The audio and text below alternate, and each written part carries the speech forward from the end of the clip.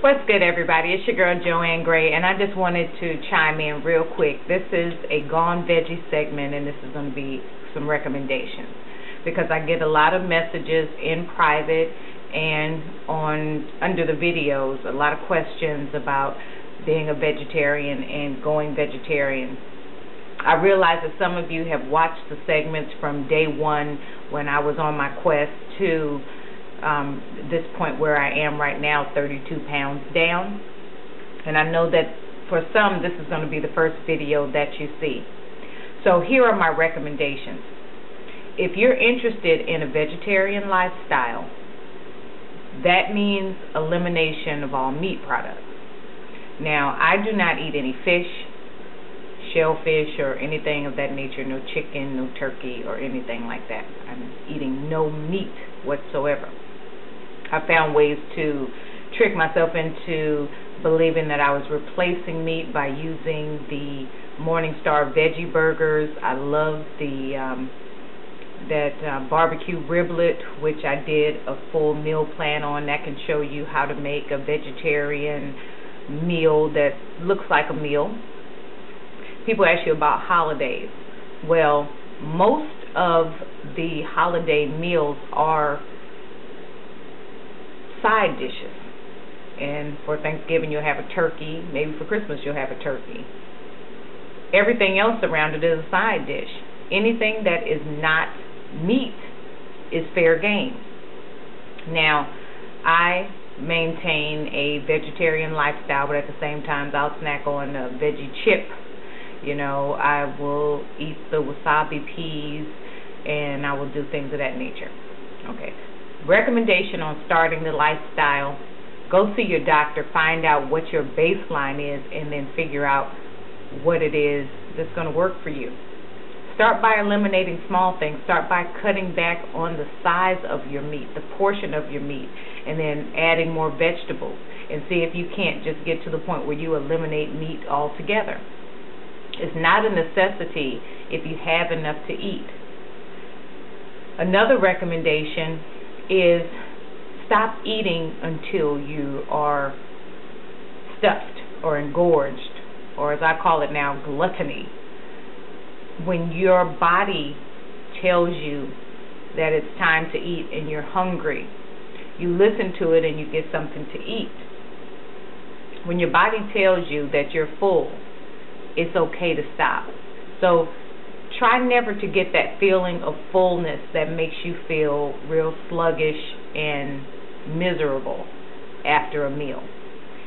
Another recommendation is to find something else to replace your social activity with. Like, a lot of our activities as African American people centers around meals and gatherings. Find something else to do. Find another way to celebrate each other that isn't so focused on meal times.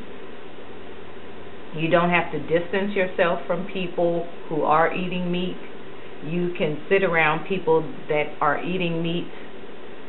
Just, again, begin by limiting your portions of meat.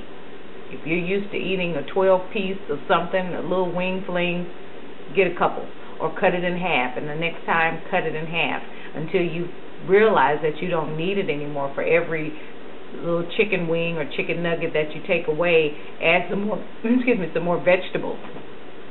Vegetables are delicious. Then find ways to make it creative. Don't stop at corn. Corn is a pile of starch. Look around and investigate vegetables and just learn, get an added appreciation for vegetables. There's okra, there's cauliflower, there's cabbage, of course you got your greens. There are a myriad of squash. Try the spaghetti squash. Lovely. Okay. Try these things, and you can look at my videos and see that I always start my hot veggie meals with garlic, bell peppers, and onions, and then throw in mushrooms and zucchini. Tofu is another thing. It doesn't taste like meat, but it will take on whatever flavoring that you add to your meals. So season your veggies like you season your meat. And I guarantee you're not going to miss it as much as you think you are. Stop taking all these things that are ingrained into us about you got to have meat protein and animal protein, and do some research. So on to my next recommendation, some movies to watch for various reasons. The first movie I want you to watch is the movie with the guy that went to McDonald's. What was that? Supersize Me. If you can get your hands on Supersize Me, you can probably find it online somewhere, or if you have Netflix, you may be able to rent it, or maybe you'll be able to see it online. Supersize Me is a story about a man who goes on I believe it was 30 days of McDonald's only. Not overeating, but starting off with a simple breakfast, a simple lunch, and a simple dinner, and gained a great deal of weight. And this is what ended up happening to me. And he was being followed by a doctor, and after 2 weeks of eating the McDonald's, and he still had 2 weeks to go, the doctor recommended that he stop. His body started changing. His body chemistry started changing. His body started to emulate somebody in a renal or liver failure. I mean, it was pretty bad. So this is how unhealthy our food is. But if you can sit through that, that will motivate you to maybe stay out of those fast food restaurants on a regular basis, to cook sometime. Okay, another movie that I recommend you seeing is Forks Over Knives. Forks Over Knives for another reason. They talk about the vegetarian lifestyle. They've talked about doctors who've done their research for 30, 40 years on animal protein versus plant protein and the cancers and things that can happen as a result of that. And if you don't believe that, when you consult your doctor or you look at these food charts, you see how much red meat they recommend for you to have. They're not saying pile up steaks every day. On the contrary, if you don't have to eat it at all, they don't recommend it. But they certainly are asking, are recommending, a lean piece of meat, a week, once or twice a week, but certainly not anything like you have to have animal protein every day of the week for 3 meals a day. Okay. The last movie that I want you to watch, this is my recommendation, is a movie called Fat, Sick, and Nearly Dead. Now, it's not the vegetarian lifestyle. It's vegetables, but it's juicing.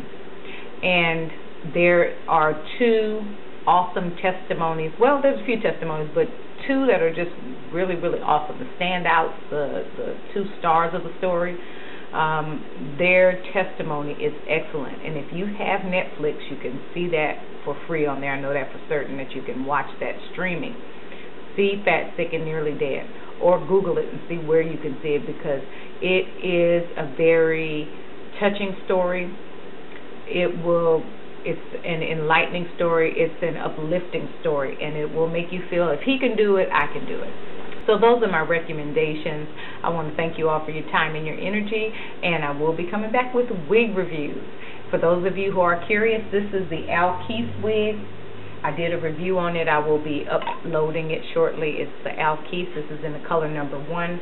What I did was I used Jerome Russell Temporary Hair Color. I used New Blue, and then I went over New Blue with the Honey Blonde. And so it's got blue streaks with honey blonde streaks inside of it. So I want to thank you all again, and I will be back later. God bless.